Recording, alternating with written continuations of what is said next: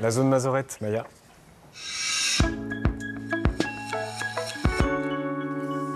Pour cette chronique sexe, tu voulais nous parler des mots d'amour chez Cabrel. Exactement. Et je voulais vérifier si vous, Francis Cabrel, vous auriez pu faire un bon chroniqueur sexo, parce que finalement, il n'est jamais trop tard pour changer de métier. Pour mon petit rapport d'évaluation, j'ai sélectionné 3 de vos chansons que j'ai choisi de passer à la moulinette de nos connaissances scientifiques la plus connue. Tout le monde peut la chanter par cœur. Je t'aimais, je t'aime et je t'aimerais. Je t'aimais, je t'aime et je t'aimerais. Au cas où on comprendrait mal les paroles, il y a une horloge derrière vous dans le clip. Et donc, voici ma question. Cet amour éternel est-il réaliste? Ce que la recherche montre, c'est qu'au bout de 10 ans de mariage, 40% des couples disent s'aimer encore intensément. Et c'est pareil au bout de 30 ans de mariage. Mais le souci, c'est que pour entrer dans cette belle statistique, faut rester marié, ce qui est évidemment pas toujours le cas. Si on prend en compte le taux de divorce, alors 21% des Français peuvent dire « je t'aimais, je t'aime et je t'aimerais ». C'est pas la majorité, on est d'accord. Mais quand même, l'amour éternel reste un idéal accessible, donc c'est bon de ce côté-là. Ta chanson suivante, c'est La Belle Débit. Ouais, une chanson moins connue qui est sortie en 1999 et qui parle d'une petite tromperie. Pour être tout à fait juste, ces moments salés où elle me laissa ses secrets, qu'elle me consacre à ces formes où je m'étais ancré.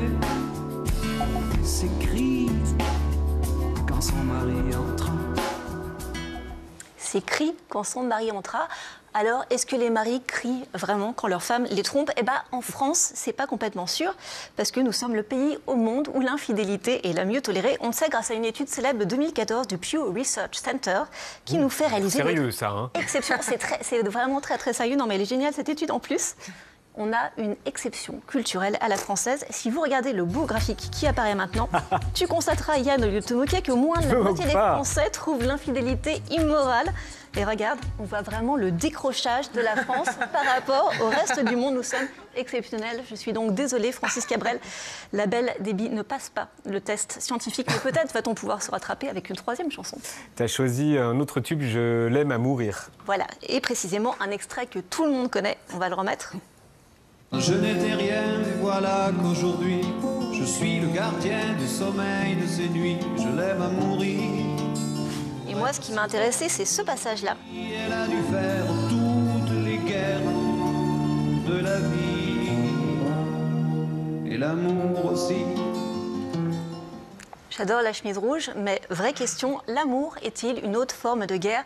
Dans notre corps, c'est compliqué. Effectivement, il y a une pulsion sexuelle qui peut parfois ressembler à une forme d'agression, ça peut être agressif en tout cas. Il y a des rapports qui peuvent ressembler à une scène de guerre, et puis en même temps, il y a la tendresse, il y a le plaisir de plaire à l'autre, de lui faire plaisir, il y a la réconciliation sur l'oreiller, et puis il y a cette hormone, l'ocytocine, qui est libérée au cours de la jouissance et qui est une hormone de l'attachement.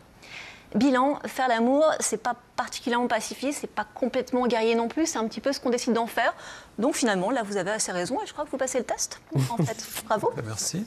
Alors, l'invité pose une question sexe à Maya. Après, c'est un peu délicat parce qu'il y a sa fille à côté. Donc, mais si vous avez une question sexe, allez-y, je vous en prie. A priori, j'en ai pas, mais...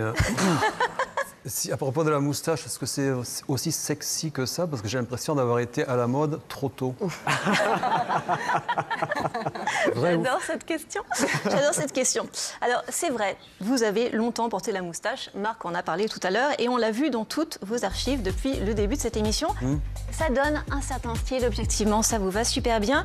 Et franchement, j'ai envie de croire que c'est grâce à vous qu'elle a ensuite été vue sur des hommes aussi sexy que Pedro Pascal, Orlando Bloom ou même Brad Pitt, même si ils ont décidé de ne pas la garder, contrairement à cet homme ici, qui lui, manifestement, a décidé de la garder pour toujours. Mais oui, je parle de Peut-être toi. pas pour toujours. Mais... Ah, on verra.